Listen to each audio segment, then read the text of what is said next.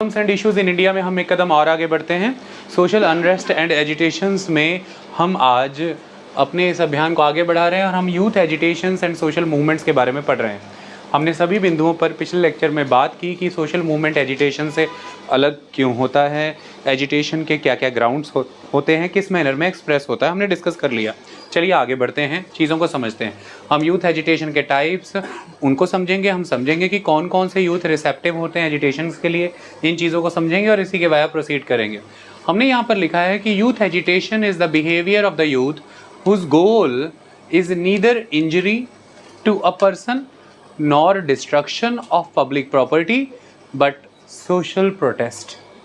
Main element is कि अक्सर कई बार हमारे सामने ऐसी बातें आती हैं, रखी जाती हैं या हम ऐसे परसीव करते हैं कि यूथ एजिटेशन जो है वो तो इंजरी करना चाहता है किसी को, वो तो प्रॉपर्टी की डिस्ट्रक्शन करना चाहता है, जबकि सही मायने में अगर देखा जाए तो एजिटेशन एक व्यवहार है युवा का, और एक ऐसा व्यवहार है जिसमें उसका जो इंटेंट रहता है, वो उसका जो गोल है वो किसी को इंजरी करना नहीं है, उसका गोल पब्लिक प्रॉपर्टी की डिस्ट्रक्शन करना नहीं है।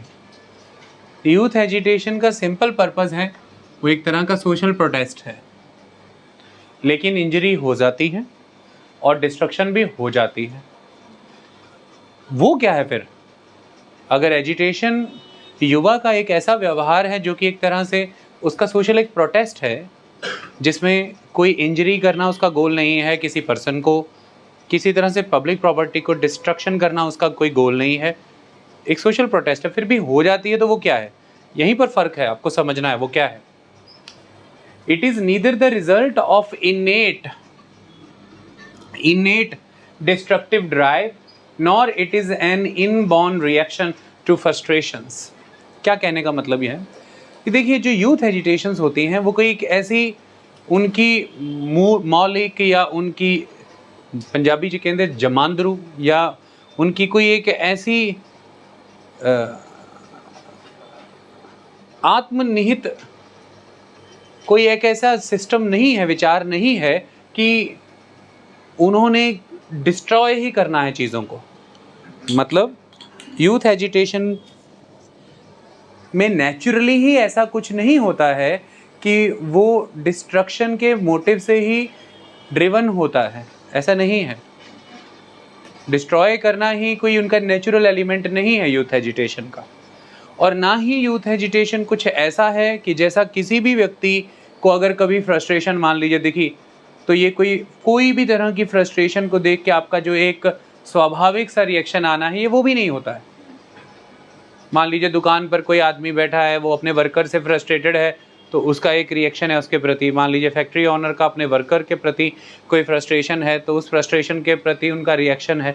वर्कर का अपने फैक्ट्री मालिक के प्रति कोई फ्रस्ट्रेशन है, तो उसमें उसका रिएक्शन आ रहा है। सो ये कोई ऐसा भी नहीं है कि कोई एक फ्रस्ट्रेशन के प्रति आपका आने वाला एक नेचुरल सा रिएक्शन है कि आप फ्रस्ट्रेटेड हैं और फिर नेचुरल रिएक्शन में एक यूथ एजिटेशन आ गया। नहीं, ऐसा भी नहीं है। ये कुछ ऐसा भी नहीं है कि नुकसान करने की भावना से ये प्रेरित होता है कि इसमें नेचुरली ये चीज़ होती है। नहीं, ऐसा भी नहीं है।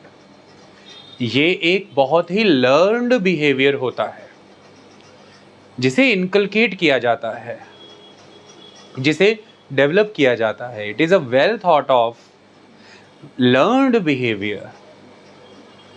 तो हर वो चीज़ की आप किसी से फ्रस्ट्रेटेड हैं, गाड़ी से उतरे, आपने थप्पड़ मार दिया, वो रोड रेज की घटनाएं हैं, वो वायलेंस है, ये वो नहीं है। It is a learned behaviour.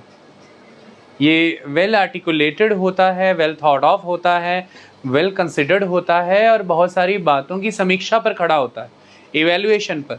ये तमाम तरह के इनजस्टिसेस की इवैल्यूएशन के बाद उनके खिलाफत में होता है। ये एक लंबे समय से एग्जिस्ट कर रहा या फिर मौजूदा समय में ही आया पर लंबे समय से एग्जिस्ट कर रही किसी प्रथा या कैसी ऐसी परंपरा के खिलाफ आया है जो मौजूदा समय में युवाओं को लग रहा है कि उनके हित में नहीं है। ये मौजूदा नॉर्म्स को एक चैलेंज होता है, कि उसके खिलाफ एक डिसकॉन्टेंटमेंट होता है, एक डिसअफेक्शन, एक डिससेटिस्फैक्शन होता है, जिसके लिए आप ऑर्गेनाइज होते हैं, जो कि धीरे धीरे इमर्ज होता है, लीडरशिप भी आ जाती है उसमें, और आप परिस्थिति को बदलना चाहते हैं। ये एक तरह का फ्रिक्शन है एग्जिस्टिंग सोसाइटी, एग्जिस्टिंग नॉर्म्स और जो उस सोसाइटी के मेंबर उन नॉर्म्स को बदलना चाहते हैं उनके बीच। तो it is a learned behaviour. Okay, तो वही चीज़ वहाँ पर लिखी है कि it is a learned behaviour. और फिर जब ये एक लर्नड बिहेवियर है, ये एक इसका पूरा का पूरा पाथ होता है, एक विचारों पर खड़ा हुआ अभियान होता है, तो फिर इसमें दुश्मनी निजी नहीं होती है, किसी भी तरह की राइवलरी पर्सनल नहीं होती है। वही चीज़ यहाँ पर बताई गई है कि if protesters indulge in looting it is not to acquire property. अगर प्रोटेस्टर्स लूट रहे हैं तो वो ऐसा नहीं है कि वो संपत्ति लूट रहे हैं, वो लुटेरे नहीं हैं। वो उस पैसे को, उस गाड़ी को या किसी चीज़ को भी वो अपने निजी स्वार्थ के लिए, तो जो सड़कों पर लोग लूटते हैं आपको, वो लुटेरे हैं, ट्रैप लगाते हैं आपका। उनका इंटेंट क्या है? लूटना लोगों को। प्रॉपर्टी, आपने जो गहना, आपके पास बटुए में जो पैसा है, आपके पास मोटरसाइकिल, कार है, उसको एक्वायर कर लेना, प्रॉपर्टी एक्वायर कर लेना। लेकिन प्रोटेस्टर जब अगर किसी मैनर में भी संपत्ति को नुकसान पहुंच रहा है या कोई भी चीज़ है, तो वो उनका इंटेंट उसे एक्वायर करना नहीं होता। ये लर्नड बिहेवियर की ही निशानी है, क्योंकि उनका उद्देश्य क्या है? उनका उद्देश्य ये है कि उनकी बातें अगर एक समय तक शांति प्रिय ढंग से नहीं सुनी गई हैं, मान लीजिए, तो फिर वो उससे आगे बढ़ते हैं और कई और तरह के स्टेप्स, क्योंकि समाज से ही आप आते हैं, और समाज अगर आपकी बात को रिस्पॉन्ड ही नहीं कर रहा, चर्चा के दौर में नहीं आ रहा, समाज सरकारों पर दबाव नहीं बना रहा कि आपसे बात की जाए, तो फिर वो ये मानते हैं कि समाज हमारी परिस्थिति में आए, ऐसा समाज को दिखे। हमारी नौकरियां, हमारी शिक्षा, हमारा सब कुछ जब छीन लिया गया है, तो हम यहाँ बैठे हैं। जब तक समाज से कुछ नहीं छीन जाएगा, समाज समझेगा नहीं। हमारे अंदर जो एक डिसऑर्डर क्रिएट हो रखा है, हम जो सफ़र कर रहे हैं, एक अनरेस्ट हमारे अंदर है अभी। तो मैंने बताया था कि यूथ अनरेस्ट को 3 कंडीशंस में देखना है। एक जो युवाओं में अनरेस्ट है, एक जो युवाओं के कारण अनरेस्ट है, एक जो समाज के अनरेस्ट ने युवाओं को प्रभावित कर रखा है। तो वो कह रहे कि हमारे अंदर जो अनरेस्ट है, अब उसको बाहर प्रकट करने का एक समय आ चुका है। तो ये कहानी है। पुराने अगर आपने हो सकता है सीरियल्स देखे हों, तो आपको देखा होगा कि कोई ईश्वर हैं जिनके अंदर जो है बहुत क्रोध है, अभी उनके भीतर है वो क्रोध, लेकिन उस क्रोध का जब बाहर प्रगटीकरण होता है, तो फिर जितना वो अंदर टूटे हैं, सब बाहर भी टूटता है। इसका उद्देश्य ये नहीं कि वो बाहर तोड़ देना चाहते हैं, बाहर नुकसान पहुंचा देना चाहते हैं। इसका उद्देश्य ये है कि अब सीमाएं आ चुकी हैं कि बाहर के लोगों को समझ आ जाए कि इतना भी तोड़ देना नहीं चाहिए किसी को। ये है कॉन्सेप्ट। आई बात समझ में? तो इस तरह से युवा खुद प्रभावित है जिन चीज़ों से, फिर वो बाहर एक्सप्रेस होने लग जाती हैं। So if protesters indulge in looting, it is not to acquire property. If they shout slogans against a person, it is not to insult him or her. अगर वो कोई स्लोगन्स लगाते हैं तो किसी को इंसल्ट करने के लिए नहीं है, वो कोई पर्सनल अटैक नहीं होता, बस मतलब हमने इसे पर्सनल से बाहर रखना है, दैट्स ऑल। ये एजिटेशन है। उनका उद्देश्य उस व्यक्ति को इंसल्ट करना पर्सनली नहीं है। वो व्यक्ति क्योंकि उन नीतियों के केंद्र में है इस समय, जो नीतियाँ युवाओं को प्रभावित कर रही हैं। तो कॉलेज का प्रिंसिपल हो सकता है, या यूनिवर्सिटी का वाइस चांसलर या चांसलर हो सकता है, या किसी सरकार का मंत्री हो सकता है, या हो सकता है म्युनिसिपल कॉरपोरेशन का कोई मेयर हो, कोई भी व्यक्ति है, जो भी कोई नीति, कोई नियम, कोई प्रोजेक्ट या प्रोग्राम युवाओं को ऐसा लग रहा है कि उनके खिलाफ है, उसके केंद्र में, उस नीति के केंद्र में जो व्यक्ति है, नीति की खिलाफत करते हुए उस व्यक्ति को वो केंद्र में रख के बात कर रहे हैं, दैट्स ऑल। नीति सुधर जाए, उसी व्यक्ति को मंच पे बुला के उसके गले में माला भी तो डाल रहे होते हैं। जब मंत्री जी कहते हैं या जब वाइस चांसलर कहते हैं कि छात्रों की मांगें मान ली गई हैं, छात्र के नेता खुद आपको बताएंगे, तो वो छात्र नेता साथ खड़े होते हैं और कह रहे होते हैं हम आपका बहुत बहुत धन्यवाद करते हैं कि आपने हमारी बातें सुनी। अभी 2 मिनट पहले तो उन्हीं के नाम के स्लोगन लगा रहे होते हैं, प्लेकार्ड पकड़ के बैठे होते हैं। तो ऐसा कोई पर्सनल इंसल्ट करना नहीं होता है, आप बात को समझिए। ये इसीलिए तो संविधान में इसका अधिकार है ना, हम ये कर सकते हैं ना, डेमोन्स्ट्रेशंस, प्रोटेस्ट का हमें अधिकार है, मौलिक अधिकार है ये। अदरवाइज तो ये एक डिफामेशन का अधिकार, ये तो फिर डिफेमेशन का बेस हो जाता। अदरवाइज तो कोई भी आदमी खड़ा हो जाता कि मेरे नाम पे इन्होंने नारे लगाए हैं जी, मैं कोर्ट में घसीटना चाहता हूँ, फिर तो प्रोटेस्ट का अधिकार ही खत्म हो। किसका नाम लेके चलें, है ना? कैसे कहें कि मतलब मान लीजिए कि किसी को यही कहना हो कि भारत सरकार हाय हाय, मोदी सरकार हाय हाय, तो सपोज कीजिए कि प्रधानमंत्री तो अकेले अकेले बंदे का चेहरा देख लिया सीसीटीवी पे और फिर सबके नाम पे डिफामेशन लगा दिया कि इन्होंने मेरे नाम पे हाय हाय किया, तो फिर जुडिशरी पूछेगी कि भाई आपके नाम पे थोड़ी ना हाय हाय किया, आप अभी एक इंटरलिंकिंग रिवर प्रोजेक्ट लेके आए हैं, केन बेतवा लिंकिंग प्रोजेक्ट, ठीक है? अब वो कहेंगे हाँ लेके आए हैं। आपकी सरकार लाई, हाँ लाए हैं। आप उस प्रोजेक्ट के सेंटर में हैं, हाँ हम हैं, मैं प्राइम मिनिस्टर के तौर पे हूँ। तो ये लोग उस ज़मीन से उखाड़े जाएंगे उस प्रोजेक्ट के तहत, हाँ जी इनको वहाँ से दूसरी जगह पर हम डिस्प्लेस करने वाले हैं। तो इनकी ज़मीनें, इनके जंगल, इनके पूर्वज वहीं पर थे ना, हाँ थे। तो ये उस पॉलिसी से, उस प्रोजेक्ट से परेशान है और उसके केंद्र में आप हैं उस पॉलिसी के। तो पॉलिसी की खिलाफत में अपने लोकतांत्रिक अधिकारों का इस्तेमाल करते हुए उन्होंने स्लोगन्स लगाए हैं, तो क्या प्रॉब्लम है? आपके अगेंस्ट थोड़ी ना है, पर्सनल इंसल्ट थोड़ी ना की गई है। अभी आप वो नीति बदल दीजिए, अभी देखिए आप ही के गलों में फूल मालाएं आ जाएंगी। तो पर्सनल राइवलरी नहीं होती, ये बात हमेशा याद रखिएगा। अभी जब आपने एक चीज़ देखी भी होगी कि जब हम पहलवानों ने दिल्ली में प्रोटेस्ट किया था, तो वो लगातार एक बात समझा भी रहे थे कि किसी एक विशेष मंत्री से हमारी कोई निजी दुश्मनी नहीं है, आप इसे ऐसा मत बनाइए कि हमें बृजभूषण सिंह से कोई परेशानी है या किसी से, नहीं, ऐसा नहीं है। हम एक सिस्टम की बात कर रहे हैं कि भाई एथलीट के साथ कैसा व्यवहार होना चाहिए और उस सिस्टम में हमारी कंप्लेंट को कितनी जल्दी एंटरटेन करना जाना चाहिए था और क्या बनती कार्रवाई होनी चाहिए थी। हम प्रक्रिया पर बात कर रहे हैं, सिस्टम पर बात कर रहे हैं, और उसमें जो हमारे साथ हुआ है उसमें केंद्र में वो व्यक्ति हैं, तो हम इसलिए बात कर रहे हैं। अदरवाइज किसी पार्टी के, किसी विशेष मंत्री या किसी कैंडिडेट से हमें कोई प्रॉब्लम नहीं है। ये हमारा एक प्रोटेस्ट है और हम प्रोटेस्ट के तहत एक विचार रख रहे हैं, दैट्स ऑल। ये है कहानी, समझ आ रही है बात? सो इसीलिए if they shout slogans against a person, it is not to insult him. All these methods are resorted merely to express resentment against their unfulfilled demands and towards the callous attitude adopted by the powers that are in relation to their grievances. तो जो भी ढुलमुल रवैया अपना लेते हैं वो सभी लोग जो सत्ता में बैठे होते हैं, किस चीज़ से जुड़े हुए, इनकी जो भी समस्याएं हैं, इनके जो भी ग्रीवेंसेस हैं, उनको एड्रेस नहीं प्रॉपर किया जा रहा है। ढुलमुल सा रवैया अपनाया हुआ है, ढीला ढाला सा एटीट्यूड है, तो इस वजह से परेशान है इस चीज़ को एड्रेस कराने के लिए। और जो भी उनकी फुलफिल्ड डिमांड्स हैं उसके लिए रिसेंटमेंट एक्सप्रेस कर रहे हैं अपना, उसी के लिए वो ये स्लोगन्स लेकर के आते हैं, उसी के लिए वो एक समय में हो सकता है लूट भी होनी शुरू हो जाए, ऐसी चीज़ें होनी शुरू हो जाती हैं। मैं इसे जस्टिफाई नहीं ठहरा रहा, मैं ये बता रहा हूँ कि इसके पीछे का इंटेंट क्या रहता है। तो मतलब हम उन्हें, कई लोग आपने टेलीविज़न डिबेट में देखा होगा कि उन्हें ये कह के पुकारे होते हैं कि ये कोई एजिटेटर्स हैं, ये प्रोटेस्टर्स हैं, ये तो लुटेरे हैं, ये तो किसी से प्रेरित हैं, ये तो बेइज्जती कर रहे हैं। तो ऐसे में दूसरा कोई व्यक्ति या एंकर भी कई बारी उन्हें समझा रहा होता है कि आप इन्हें लुटेरे कह के नहीं बुला सकते, ये देश के युवा हैं, या ये आदिवासी हैं, या ये देश की महिलाएँ हैं। उन्होंने अपनी बात रखी है, उनका उद्देश्य देश की संपत्ति का हनन करना नहीं था, it was not to acquire the property. If they were doing that, वो अगर लुटेरे होते तो वो शिक्षक ना होते, वो खिलाड़ी ना होते, वो स्टूडेंट्स ना होते, वो लूट ही कर रहे होते, वो कोई हाईवे रॉबर नहीं है।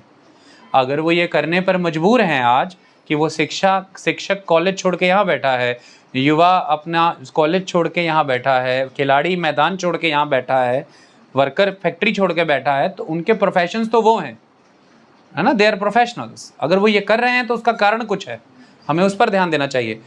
और वो ये सब ना कर रहे होते और फिर भी वो यही सब कर रहे होते, लूटपाट, फिर वो लुटेरे होते ना। बात को समझिए ना, लुटेरे का प्रोफेशन लूटना होता है, लेकिन इनके तो प्रोफेशंस कुछ और हैं और उनमें कुछ डिस्क्रिपेंसीज अब दिख रही हैं ना, तो उसके कॉन्टेक्स्ट में ये अपनी बात रखने आए हैं, ये कहानी है। तो वहाँ पर जो वो जो लोग हैं वो विचार करिए कि किस किस पेशे से बिलोंग करते हैं, ये जानना जरूरी है। वो किसान हो सकते हैं, वो फैक्ट्री वर्कर हो सकते हैं, वो कई बारी फैक्ट्रियों के मालिक भी हो सकते हैं, ऐसी क्या बात है। रेलवे के वर्कर हो सकते हैं, बैंकों का स्टाफ हो सकता है ना, वो कुछ भी हो सकते हैं। तो इस तरह की संज्ञा जो है वो नहीं दी जा सकती कि ये बैंक के स्टाफ हैं, ये तो लुटेरे हैं, संपत्ति के साथ इन्होंने क्या कर दिया। इस कंक्लूजन तक पहुंचने से पहले इस भी बात को देखना होगा कि उन्होंने एक जेन्युइन एजिटेशन के कौन कौन से स्टेप्स पहले अपना लिए, लेकिन अल्टीमेटली किसी भी मांग को सुना समझा या बातचीत के लेवल पे लाया नहीं गया, और फिर ये परिस्थितियां पैदा हो जाती हैं। तो इसके लिए जितना जिम्मेदार वो व्यक्ति होते हैं जो इस तरह का माहौल खड़ा कर देते हैं, उतना ही जिम्मेदार एक समय पर समाज और प्रशासन भी हो जाता है कि टॉलरेंस किस लेवल पर टेस्ट कर लिया गया था। आई बात समझ में? तो हमें प्रशासन को, समाज को भी चौकस रहना चाहिए इन चीज़ों को लेकर के कि हमने अपने ही मेंबर्स को उन लेवल्स तक नहीं ले जाना है जिन लेवल्स पर फिर वो चीज़ें अनमैनेजेबल हों और वो डिस्ट्रक्टिव हो जाए। तो protesters are responsible, equally the society is also responsible. If they need to be responsible in context of कि उन्हें कोई नुकसान नहीं पहुंचाना, तो we need to be responsible in context कि इस हद तक भी ना ले जाएं कि उन्हें नुकसान पहुंच जाए। दोनों एक दूसरे के बारे में विचार करते हैं। तो वही चीज़ बताई गई है कि youth agitation is the behaviour of the youth whose goal is neither injury to a person nor destruction of public property but social protest. It is neither the result of innate destructive drive nor it is an inborn reaction to frustrations. It is a learned behavior. If protesters indulge in looting, it is not to acquire property. If they shout slogans against a person, it is not to insult him. All these methods are resorted merely to express resentment against their unfulfilled demands and towards the careless attitude adopted by the powers that are in relation to their grievances. Okay?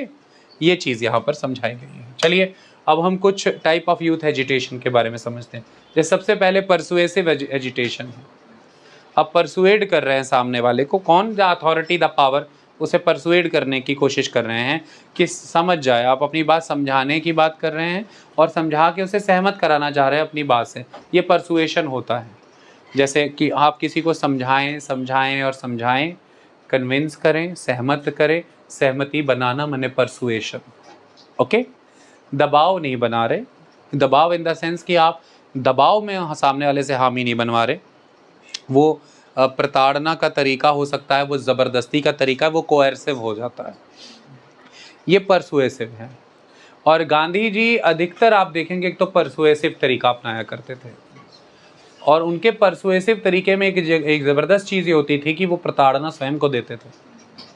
जैसे अनशन कर लेना, जैसे कि fast पे बैठ जाना, प्रताड़ना स्वयं की करते थे, लेकिन सामने वाले को परसुएड करते थे। ये चीज़ हुआ करती थी। जब वो टॉलस्टॉय होम में भी थे, वहाँ पर भी उनके अपने छात्रों के साथ भी विचार ऐसे ही रहा करते थे, काम ऐसा ही हुआ करता था। कोई नहीं माना करता था बात या नहीं सहमत रहा करता था तो ऐसा नहीं होता था कि मारना पीटना, ऐसा नहीं होता था। वो एक ऐसी फोर्स की तरह काम करते थे कि सामने वाले की मोरालिटी जाग जाए और वो ये समझे कि वो गलत कर रहा है। वो इस तरह का तरीका था। तो गांधी जी सत्य में बहुत गहराई से यकीन करते थे। तो फिर गांधी जी ये मानते थे कि सत्य सब में है, सब में अंदर, सबके अंदर एक ट्रुथ है। बात सिर्फ इतनी सी है कि हमें आग्रह इस रूप में करना है, हमें इस फॉर्म में रिक्वेस्ट करनी है, परसुएड करना अगले बंदे को कि वो अपने भीतर निहित सत्य को पहचाने, ब्रह्म सत्य को समझे कि जो सत्य है उससे मुंह नहीं मोड़ा जा सकता। इसलिए गांधी जी सत्य पर आधारित आग्रह किया करते थे, सत्याग्रह करते थे। गांधी जी का सलीका सत्याग्रह का था क्योंकि वो सत्य में बहुत यकीन करते थे। उनको लगता था कि सारी कहानी ये है कि आपको सत्य तक पहुंचना है, और एक बार आप सहमत हैं कि ये सत्य है तो फिर तो कोई चक्कर ही नहीं है। स्वयं को आग्रह करिए कि आप कन्विंस हैं अपने सत्य से, फिर समाज भी उससे कन्विंस हो जाता है, और ये करना ही पड़ेगा। तो वो सेल्फ कन्विंस होने में पहले ज़्यादा यकीन करते हैं, सोसाइटी भी तभी कन्विंस होती है।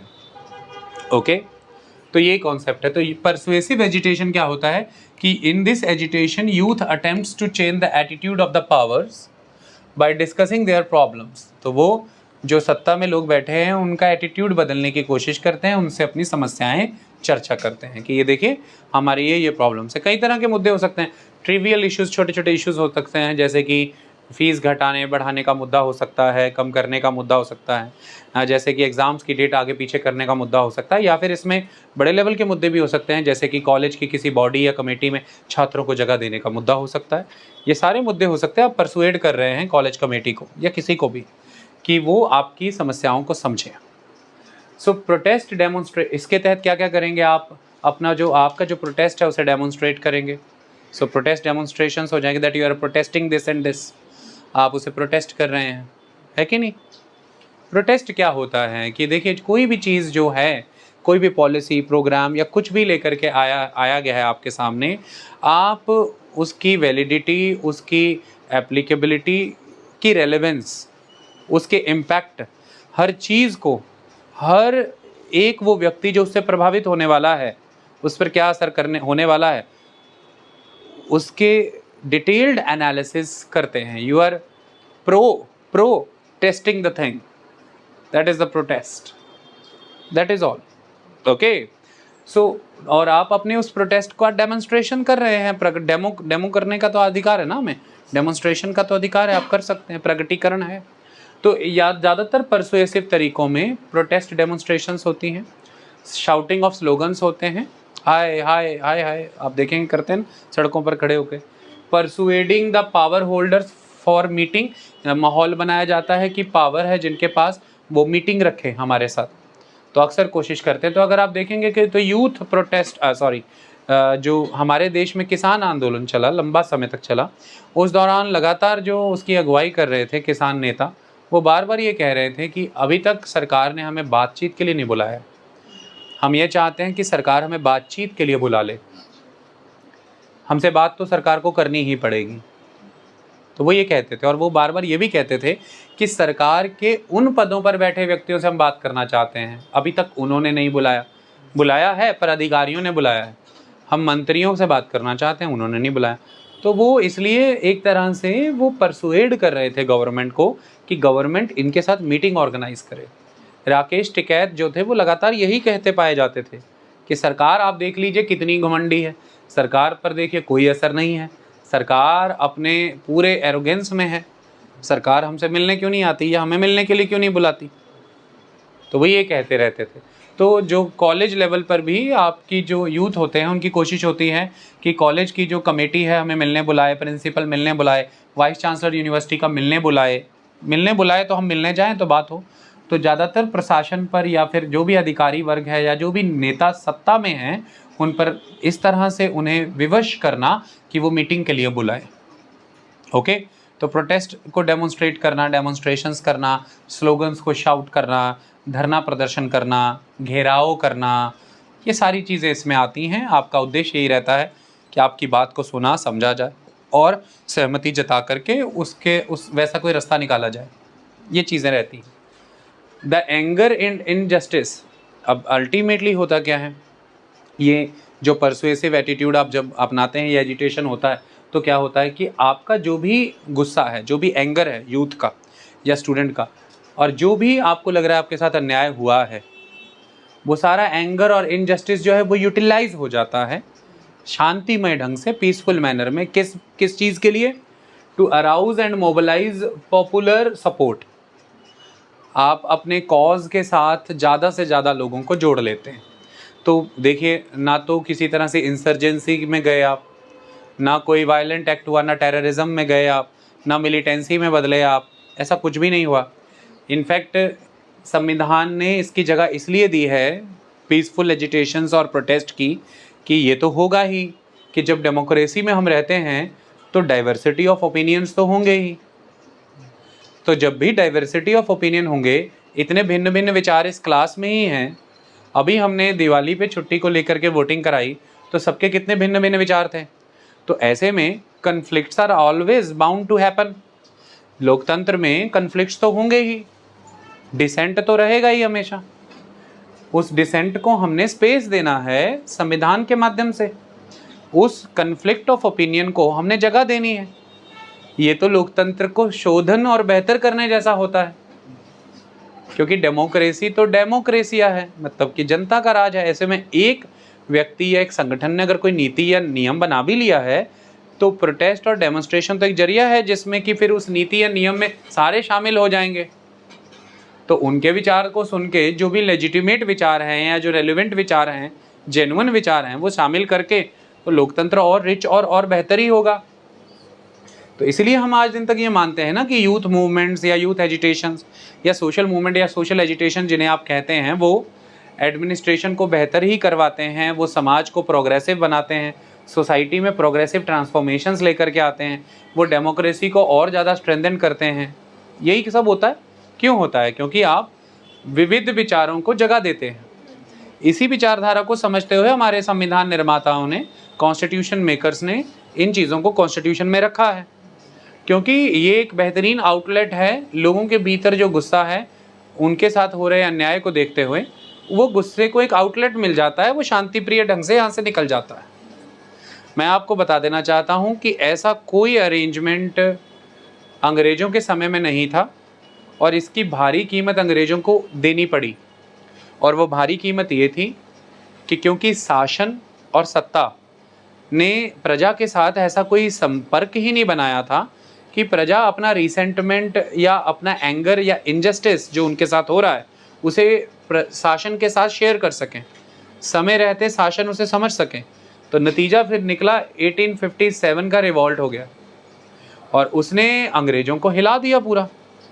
उसके बाद गहरी विचार और चर्चा के बाद अंग्रेज़ों ने ये समझा कि ऐसे नहीं चल सकता, हमें सोसाइटी में ऐसी ऑर्गेनाइजेशंस और इंस्टीट्यूशंस खड़ी करनी पड़ेंगी जिनके वाया हम तक लगातार जनता में जो भी आक्रोश है या जो भी जनता के अंदर अन्याय को लेकर के कोई भाव है या कोई भी प्रतिरोध, रिसेंटमेंट कुछ भी है, वो लगातार हम तक आता रहे। अब अंग्रेज़ों का तो अप्रोच ये था कि आता रहे और हम मैनिपुलेट करके दबाते रहें, हम उन्हें तोड़ते रहें, माहौल बने उससे पहले ही कमज़ोर कर दें। लेकिन अदरवाइज़ तो किसी भी नेशन में, डेमोक्रेसी में ये ज़रूरी होता है ऐसे इंस्टीट्यूशंस खड़े करना। तो इसी क्रम में एक समय में अंग्रेज़ों ने इस बात को वाजिब और जायज़ समझा कि अगर कांग्रेस जैसा कोई प्लेटफॉर्म खड़ा हो रहा है, इंडियन नेशनल कांग्रेस जैसी कोई पॉलिटिकल पार्टी एग्जिस्टेंस में आ रही है, तो आ लेने देना चाहिए, आ लेने दो, कोई दिक्कत नहीं। तो आप खुद सोचिए 1885 में उन्होंने कांग्रेस क्यों बनने दी? तो ना ही बनने देते। उसी कांग्रेस ने बाद में अभियान बड़े बड़े चलाया, देश को आज़ादी भी मिली, हालांकि बहुत सारे लोगों का योगदान है इसमें, लेकिन उन्होंने बनने मेनली इसलिए दी क्योंकि वो 1857 का रिवॉल्ट रिपीट नहीं होने देना चाहते थे। तो वो हमेशा अंग्रेज क्या कहते थे कांग्रेस के बारे में कि ये जो कांग्रेस है ये हमारे लिए लाइटनिंग कंडक्टर का काम करेगी। कांग्रेस क्या काम, सॉरी, ये कांग्रेस हमारे नहीं, कांग्रेस ये मानती थी कि हमारे लिए ये जो पर्टिकुलर एओ ह्यूम हैं ये लाइटनिंग कंडक्टर का काम करेंगे, लेकिन सरकार कांग्रेस के बारे में ये मानती थी कि हमारे लिए सेफ्टी वॉल्व का काम करेगा। सेफ्टी वॉल्व का काम करेगा, सेफ्टी वॉल्व का काम करेगा मतलब कि सेफ्टी वॉल्व क्या होता है? जब भी प्रेशर ज़्यादा बन जाए पानी वाले पाइप में, या मान लीजिए प्रेशर कुकर में ही ज़्यादा प्रेशर बन गया, हल्की सी सीटी उठाइए सारा प्रेशर रिलीज़ हो जाएगा, वॉल्व घुमाइए प्रेशर निकल जाएगा। कुकर फट जाए या पाइप फट जाए से अच्छा है आप वॉल्व का इस्तेमाल करिए। तो ऐसा माना अंग्रेज़ों ने कि भारतीय समाज के अंदर हमारे शासन के प्रति, ब्रिटिश रूल के प्रति जो भी कोई भावना है इनजस्टिस की, या जो भी कोई भावना है गुस्से की, एंगर या रिसेंटमेंट है, वो रेवोल्यूशन के रूप में खड़ा हो जाए, या कोई क्रांति हो जाए, या कोई मिलिटेंट एक्टिविटी या टेररिज्म हो जाए, उससे बेहतर है हम एक ऑर्गेनाइज्ड चैनल प्रोवाइड कर देते हैं, दैट इज़ द कांग्रेस। वो हम जान भांपते रहेंगे कांग्रेस, क्योंकि कांग्रेस के लोग हमें लगातार प्रोटेस्ट के माध्यम से, डेमोन्स्ट्रेशंस के माध्यम से, एप्लीकेशंस या अर्जियां, प्लीज़ के एजिटेशन के माध्यम से बताते रहेंगे कि क्या ज़रूरतें हैं। इससे भारत में कभी फिर 1857 जैसा माहौल दोबारा नहीं बनेगा, ऐसा वो मानते थे। अब उनका पर्पस भारत को बेटर ग्रिप करना था, लेकिन अगर इसी सिस्टम को हम लोकतंत्र में अप्लाई कर दें तो ये तो बहुत बेहतर है। संविधान में इसकी जगह इसीलिए ही तो है क्योंकि कुछ ही लोग हैं जो शासन में होंगे ना, सारा देश तो नहीं हो सकता। हम इनडायरेक्ट डेमोक्रेसी में जीते हैं, तो कुछ ही लोग हैं जो लोकसभा में बैठ करके देश के लिए, राज्यसभा में बैठ के देश के लिए कानून बना रहे। कितने लोग हैं? 790 लोग हैं। और कितने लोग हैं उस कानून को मानने वाले? 140 करोड़ लोग, 790 पीपल दे आर। और वो भी तो सारे मेजॉरिटी में नहीं बना रहे ना, वो भी तो सारे लोग सहमत